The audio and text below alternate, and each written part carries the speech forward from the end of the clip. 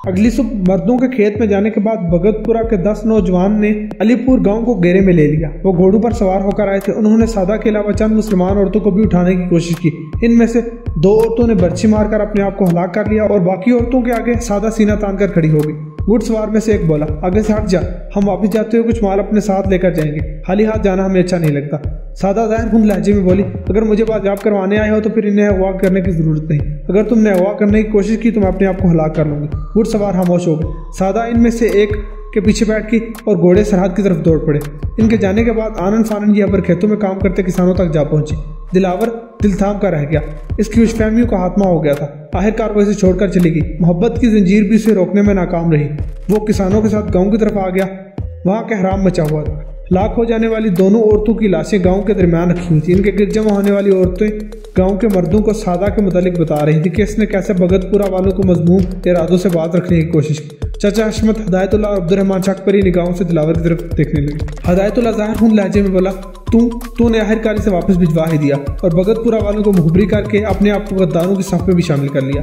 ہمیں سادہ کا احسان مند ہونا چاہیے جس نے غیر مذہب سے تعلق ہونے کے باوجود اپنا حق ادا کرنے میں پس و پیش سے کام نہیں لیا۔ چچا حشمت بولا، تو اگر اسے خاموشی کے ساتھ سرحد پار کروا دیتا تو 2 عورتوں کی ناحق جان نہ جاتی، تو ان دونوں کی موت کا بھی ذمہ دار ہے۔ عبد الرحمان نے اسے گربان سے پکڑتے ہوئے کہا، ان دونوں عورتوں کی موت کا جواب دہی کے لیے تجھے پنڈال میں کھڑے ہو کر اپنی صفائی پیش کرنا ہوگا۔ اگر تو نے علی پور سے فرار ہونے کی کوشش کی تو تجھے بے درے ختم کر دیا جائے گا۔ دلاور اپنی صفائی میں بہت کچھ کہنا چاہتا تھا، لیکن تینوں بوڑھوں کے تیور دیکھ کر وہ کچھ کہے بغیر گھر آ گیا۔ کمرہ سائیں سائیں کر رہا تھا۔ لوہے کا ٹرنک چارپائی کے نیچے رکھا ہوا تھا۔ اس نے ٹرنک کو باہر نکالا اور ڈھکنے کو کھولا۔ کپڑے کے دونوں سوٹ، جوتی کا جوڑا اور چاندی کے جھمکے ویسے ہی پڑے تھے جیسے ٹرنک میں رکھے گئے تھے، لیکن چوڑیاں وہاں نہیں تھی۔ وہ انہیں ساتھ لے گئی تھی۔ خوش فہمیوں کی لہر نے دوبارہ اس کے دل و دماغ کا محاصرہ کرنے کی کوشش کی، لیکن دلاور نے سر کو جھٹک کر خیالات کو منتشر کر دیا۔ یہ بھی ہو سکتا ہے کہ دلاور کی طرح اسے بھی چوڑیاں پسند ہوں۔ علی پور کی گاؤں کی کون سی عورت ایسی تھی جسے چوڑیاں نہ پسند تھی؟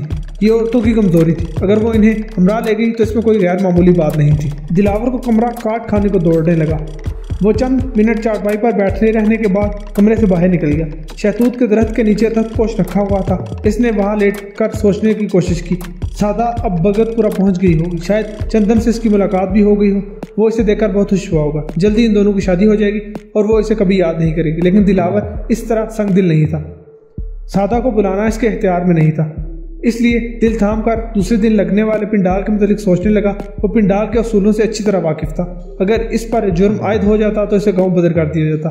زمین و مکان ضبط کرنے کے بعد مستحق کسانوں کے حوالے کر دیا جاتا۔ اگر جرم عائد نہ ہوتا تب معمولی شواہد کی روشنی میں اسے گاؤں سے باہر نکال دیا جاتا، لیکن زمین و مکان اس کی دسترس میں ہی رہتے۔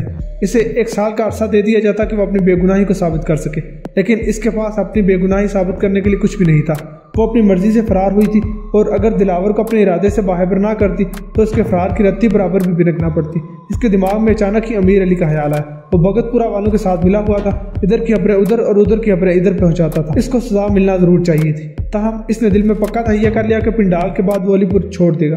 یہاں سادہ کی یادیں اسے ستاتی تھی، یہ یادیں اسے پانی میں گلنے والے نمک کی طرح ختم بھی کر سکتی۔ اس نے جلال آباد جانے کا فیصلہ کیا، وہاں اس کے بہت سارے جاننے والے رہتے تھے۔ دوسرے دن فجر کی نماز کے بعد گاؤں کے چوپال میں پنڈال لگا۔ علی پور کا ہر رہائشی چوپال میں موجود تھا۔ عبد الرحمان، ہدایت اللہ، چچا حشمت چارپائی پر براجمان تھے اور گاؤں والے چوپال کی زمین پر بیٹھے تھے۔ دلاور تینوں پنچوں کی چارپائی کے پاس کھڑا تھا اور گاؤں والوں کے چہرے حیرت لیے ہوئے تھے۔ وہ معاملے سے بے خبر تھے، اس لیے انہیں سمجھنے میں دشواری پیش آ رہی تھی کہ سادہ کی قربانی کے باوجود اس کے گھرانے سے ایسی کیا خطا سرزد ہوئی کہ دلاور جیسے شریف اور خوددار کو پنڈال کا سامنا کرنا پڑ رہا تھا۔ یہی موضوع ان کے درمیان زیر بحث تھا۔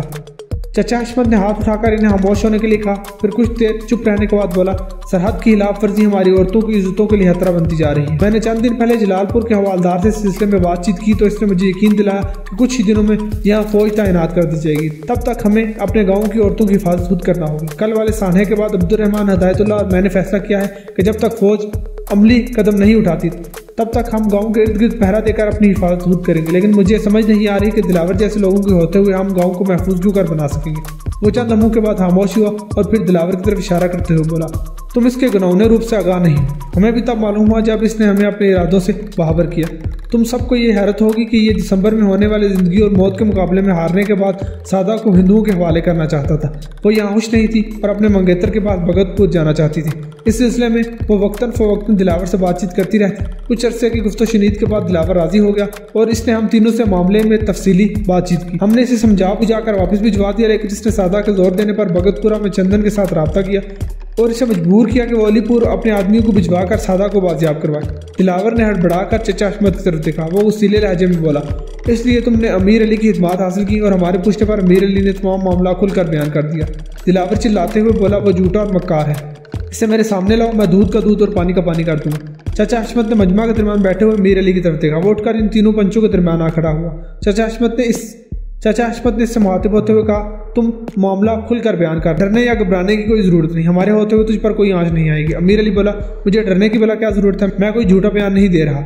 इस सच्चाई के मुतल्लिक मेरे अलावा भगतपुरा के बहुत से अफराद को मालूम है कि दिलावर सादा को भगतपुरा भिजवाना चाहता था और इसके लिए इसने मेरा इंतखाब किया था। दिलावर के हाथों की मुठ्ठियां बीच गई और चेहरे का रंग खून की मानिंद सुर्ख हो गया, ताहम वो तहम्मुल मिजाजी के साथ खड़ा रहा। अमीर अली दोबारा बोला, इस बात से सब वाकिफ हैं कि मैं अक्सर औकात सब्जियां और खाद के असूल के लिए सरहद पार आता जाता रहता हूँ। कुछ दिन पहले दिलावर मुझसे मिलने मेरे मकान पर आया और इसने मुझे कागज के एक रुक्के चंदन को देने की ख्वाहिश का इजहार किया। मैंने मामले के मुतल्लिक दरियाफ्त किया तो इसने बताया कि वो दिसंबर वाले मुकाबले में चंदन को हरीफ के तौर पर ललकारना चाहता है। मैंने रुक्का ले लिया।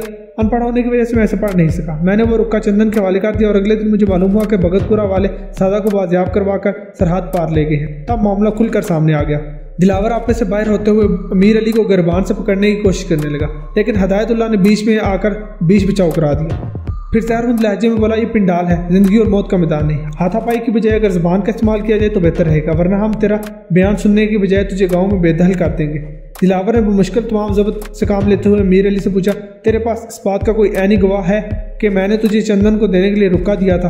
तू झूठ बोल रहा है और मामला वो नहीं जो तू बयान कर रहा है। अमीर अली ने तंज़िया लहजे में जवाब दिया, मुझे झूठ बोलने की क्या ज़रूरत है, मैं तो पैगाम रसानी के लिए भी तैयार नहीं था। तेरे जोर देने पर मजबूर हुआ और मैंने हामी भर ली, वरना मेरा दिल इनकार कर रहा था। दिलावर ने तल्ख लहजे में कहा, मुझे सादा ने बताया था कि तू दोनों गाँव के दरमियान पैगाम रसानी का तगड़ा मुआवजा लेकर करता है, वरना तूने सब्जियाँ और खाद लाने का काम तो सिर्फ आर्ट के तौर पर इख्तियार किया हुआ है। चंदन के साथ तेरी मुलाकात गुज़श्ता साल मौत और ज़िंदगी के मुकाबले के दौरान हुई। तूने सादा से अच्छी खासी रकम बटोरी। चंद माह कबल मेरा बैल चोरी हुआ, वो चोर तू था।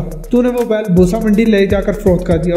मैं उस शख्स से वाकिफ हूँ जिससे तूने बैल फरोख्त किया था। अगर तू इनकारी है तो इसे पिंडाल में बुला सकता हूँ। अमीर अली के चेहरे पर एक रंग सा आकर गुजर गया, लेकिन जल्द ही तासुरात पर काबू पाते हुए बोला, तू भूसा मंडी के किसी ऐसे शख्स को चंद रुपए के एवज मेरे खिलाफ बयानबाजी देने के लिए आमादा कर सकता है। मुझे तेरी बात के ऊपर यकीन नहीं, कोई और बात कर। अब्दुर्रहमान दिलावर से मुखातिब होते हुए बोला, तो तू इतराफ़ करता है कि सादा ने अमीर अली की खिदमत हासिल करने के लिए रकम का इस्तेमाल किया, इसलिए तूने बैल बेचकर उसे रकम दी और उसने ये रकम पैगाम रसाने के लिए इस्तेमाल की। अब तू झूठा इल्ज़ाम अमीर अली पर लगाकर जान हलासी करना चाहता है। हदायतुल्लाह बोला, अगर तुझे इस शख्स के मुतालिक मालूम था जिसे अमीर अली ने बैल फरोख्त किया तो फिर तूने इससे पहले कार्रवाई का आगाज क्यों नहीं किया? तुझे तो फौरन पिंडाल में बात करनी चाहिए थी। ये कोई मामूली बात नहीं जिसे नजरअंदाज किया जाता। दिलावर ने बताया, मैं अमीर अली पर पर्चा कटवाना चाहता था, लेकिन मुझे मालूम हो गया कि सादा मेरे साथ खुश नहीं है और अमीर अली से इसका मिलना जुलना काफी दिनों से है, इसलिए मैंने पर्चा कटवाने के बजाय मुकाबला हार कर इसे भगतपुरा भिजवाने का बोला। चचा अहमद बोला, और हमारे इनकार करने के बाद तूने रुक्का लिखकर चंदन को इस बात के लिए वर्गलाया कि वो अपने आदमियों के साथ अलीपुर में घुसकर सादा को उठाकर ले जाए। तू चाहे जितना भी इनकार करे और तुझे अपने किए की सजा जरूर मिलेगी। तेरे इस गलत इकदाम की वजह से अलीपुर की दो औरतों को अपनी जान से हाथ धोना पड़े। अब्दुर्रहमान बोला, और पिंडाल का फासला ये है कि अगले माह होने वाली जिंदगी और मौत के खेल के दौरान तू चंदन को हराकर सादा को वापस अलीपुर लेकर आ। रही अमीर अली की बात, तो अब मामला खुल जाने के बाद इससे मोहतात हो जाना चाहिए। मैं जल्द अलीपुर की सरहद के करीब बाड़ लगाने का काम शुरू कर दूंगा और फौज की तैनाती के बाद सरहद की लाफर्जी का सिलसिला खत्म हो जाएगा।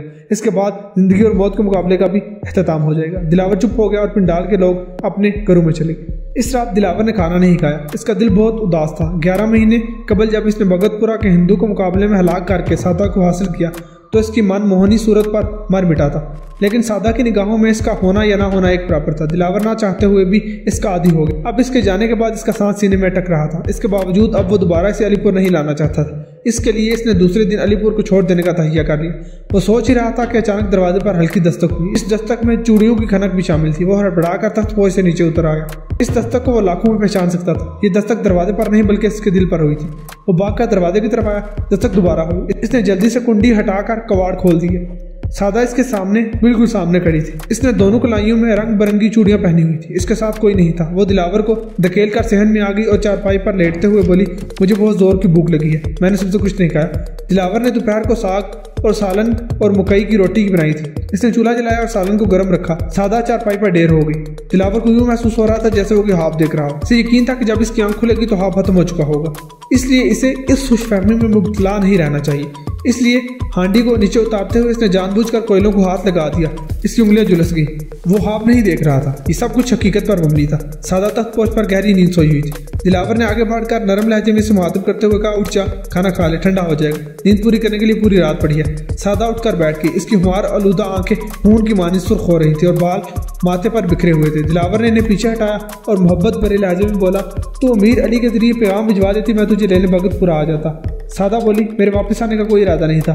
कल सुबह अचानक ही मेरे पेट में दर्द हुआ और तीसरे दिल तक उठती चली गई। तब तू मुझे बहुत याद आया। बीमारी के दिन रात तो मेरे साथ ही रहता था। दर्द दूर होने के बाद मैंने फैसला कर लिया कि मैं वापस अलीपुर जाऊंगा। सुबह मैंने किसी को नहीं बताया, तमाम दिन सफर करके यहाँ आ गए। दिलावर ने परेशान लहजे में कहा, तुझे इतना लंबा सफर अकेले नहीं करना चाहिए। अगर दर्द दोबारा उठ जाता तब कोई हादसा भी पेश आ सकता था। सादा सर झुकाए शर्मीले लहजे में बोली, मुझे दर्द दोबारा नहीं होगा क्योंकि मैं तेरे बच्चे की माँ बनने वाली हूँ। दिलावर तख्त पोश से नीचे गिरते गिरते बचा। यकीनी और बेयकीनी की कैफियत इस पर दोबारा तारी होने लगी। सादा बोल रही थी, ऊपर वाले ने हमारे रिश्ते को मुस्तहकम कर दिया, अब हम कभी जुदा नहीं होंगे। लेकिन अगर गलत बयानी से काम ना लूँ तो इन 2 दिनों के दौरान मुझे अच्छी तरह मालूम हो गया है कि मैं अब तेरे बगैर रह ही नहीं सकती। दिलावर सोचने लगा, कल सुबह चौपाल में पिंडाल दोबारा लगेगा और इस दफा अमीर अली बचेगा नहीं क्योंकि सादा इसके साथ, और इस दफा वो सादा को सायरा में बदल देगा।